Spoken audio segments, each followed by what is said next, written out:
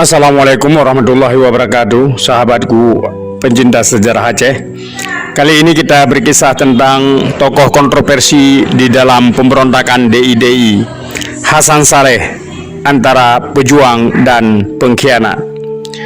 Hasan Saleh pernah bertempur di 5 medan laga sejak penjajahan Belanda, pendudukan Jepang, memimpin penumpasan pemberontakan Kahar Muzakar di Sulawesi Selatan tahun 1951, membasmi upaya makar Republik Maluku Selatan yang dipimpin oleh Dr. Samaukil di Pulau Seram pada tahun 1952, sampai bergabung dengan Tengku Muhammad Daud Bereh untuk mengobarkan perlawanan terhadap pemerintah Indonesia dalam sebuah peristiwa yang dikenal sebagai pemberontakan DIDI Daud Bereh yang meletus menjelang akhir tahun 1953. Pandangan rakyat Aceh sendiri terhadap Hasan Saleh terbelah.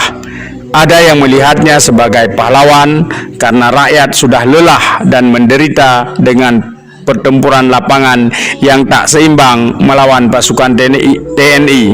Namun ada pula yang melihat sikap Hasan Saleh itu sebagai bentuk pengkhianatan, terutama dari pendukung setia Tengku Daud Bereh yang memilih kembali naik gunung untuk terus melestarikan impian tentang terciptanya masa keemasan Iskandar Muda ketika Aceh menjadi negara Islam. Ia meninggalkan karir militernya yang cemerlang dan memutuskan untuk membelot dari TNI dan kemudian bergabung dengan Darul Islam di bawah pimpinan Tengku Daud Bereh.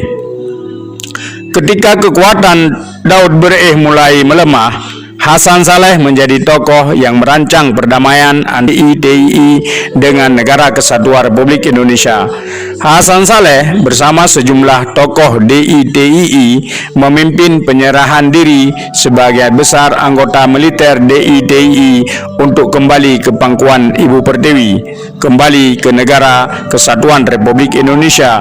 Namun bagi sebagai kalangan, Hasan Saleh dianggap sebagai pengkhianat bagi pejuang Darul Islam, Tentara Islam Indonesia. Bahkan Hasan Tiro konon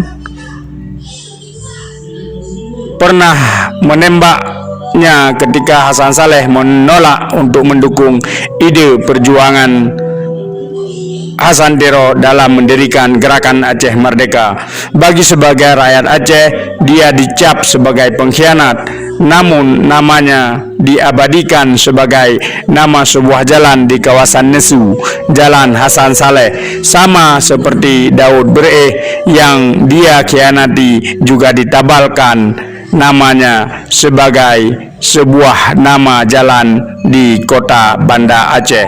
Dua tokoh ini adalah tokoh sentral yang kemudian memberontak, kemudian menyerah, dan kemudian sama-sama namanya diabadikan sebagai nama jalan di kota Banda Aceh.